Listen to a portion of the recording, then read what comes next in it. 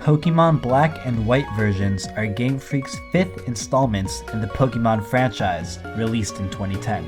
Although Pokemon's primary target audience is children, warranting the E for Everyone ESRB rating, many fans looking forward to each game release are adults who played the first Red and Blue versions, released back in 1996. Pokemon Red and Blue versions set the precedent for a niche genre within the video game industry. According to Pokemon's own creator, Satoshi Tajiri, the Pokemon games were inspired by his childhood adventures in the countryside, collecting insects with his friends. However, a game with very similar gameplay mechanics was released 9 years earlier. Atlus's Digital Devil story, Megami Tensei, features 2 Japanese students fighting demons through turn-based battles and convincing randomly encountered demons to join their team and fight alongside them.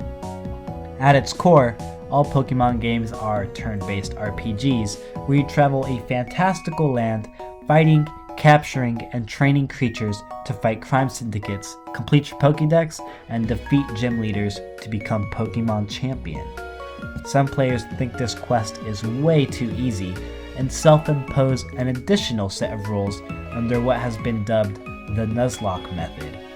We'll first analyze Pokemon's mechanics, dynamics, and aesthetics as Game Freak designed it, and then we'll look at the Nuzlocke rules and how it changes the game's original MDA. Battle mechanics feature each trainer commanding a team of max 6 Pokemon, each with 4 moves, where each unique Pokemon and unique move has one of 18 types. Each type is either super effective, or not very effective against another.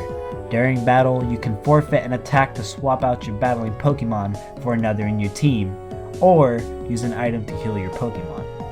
At the beginning of each game, you are given a Pokédex by the professor and told that you must aid them in their research by catching every single Pokemon in the world. To catch Pokemon, you must go out into wild grass areas and randomly encounter them. You then engage them in battle, lower their health without completely lowering it to 0, and throw your Pokeballs at them until they stay in there. The original battle mechanics create the player dynamic of creating the best team. Which Pokemon are the best, and what are the best moves to teach them? If your entire team is weak to a certain type of Pokemon, then an opposing Pokemon of a super effective type could wipe your team, just like this Timber with Rock Throw did to me. A dynamic that inherently comes with all RPG style games is grinding for experience points to level up and strengthen your team. This is usually done by endlessly beating on Pokemon in the wild area, and as long as a Pokemon showed up for at least a turn, they gain XP. A dynamic that exploits this role is placing your weakest Pokemon in the front of your party so they start a battle, and then immediately switching them out for a stronger Pokemon to actually finish the battle. The Pokédex mechanic encourages the dynamic of thorough exploration for the sake of capturing every Pokemon they see to add to their collection. As for Pokemon's aesthetics, players are presented with the aesthetic of challenge when they are tasked with completing the Pokédex and becoming champion. As we fulfill these goals, we experience the aesthetic of fantasy, while we travel across the world with a team of our favorite Pokemon. Players also experience the aesthetic of self-expression when naming their Pokemon and customizing their team and moves. Players experience the aesthetic of narrative, where the game gives players a clear storyline to follow, and NPCs have captivating dialogue, revealing information about the world, themselves, or other NPCs. The aesthetic of discovery is also a vital aspect of player experience. Thoroughly searching every area you come into rewards players with hidden items and rare Pokemon. Leveling up your Pokemon can be exciting when they learn new moves and surprise you by evolving into stronger Pokemon. The Nuzlocke method subverts some of these aspects of Pokemon's play experience with the following rules. Permadeath. When a Pokemon faints, it is considered dead and must be released. You may only catch the first Pokemon you encounter in each area. If it faints or flees, no second chances are allowed. Exceptions to this rule may be made if the first encounter in the area is of a Pokemon you already caught. Only regular Pokeballs may be used. Players must also nickname all of their Pokemon for the sake of forming stronger emotional bonds. banning the use of potions and healing items, relying only on Pokemon centers for healing. Use the same amount of Pokemon as the opponent during a gym battle or rival battle. A blackout or whiteout is considered to be game over. Limiting captures to one per area makes the dynamic of Pokemon collection and the aesthetic challenge of Pokédex completion irrelevant, instead putting more emphasis on the aesthetic challenge of merely making it through the game and becoming Pokemon champion.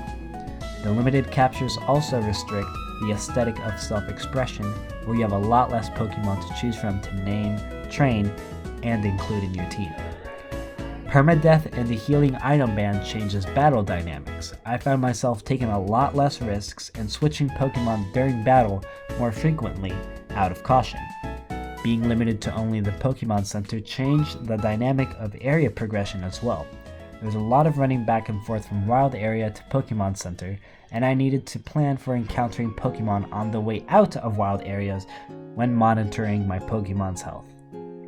Furthermore, the aesthetic of discovery is diluted when area exploration is less incentivized. Most hidden items are pricier Pokeballs or healing items, both of which are banned under the Nuzlocke rules. By making the game harder, these rules also shift the game away from the kid-friendly gameplay Pokemon is known for. It's already immensely frustrating when you faint a Pokemon you're trying to catch without the Nuzlocke rules, and it is absolutely heartbreaking when one of your precious few Pokemon die and must be released for eternity. Even more so when you earn a game over instead of the usual you scurried back to the Pokemon Center, pick up where you left off.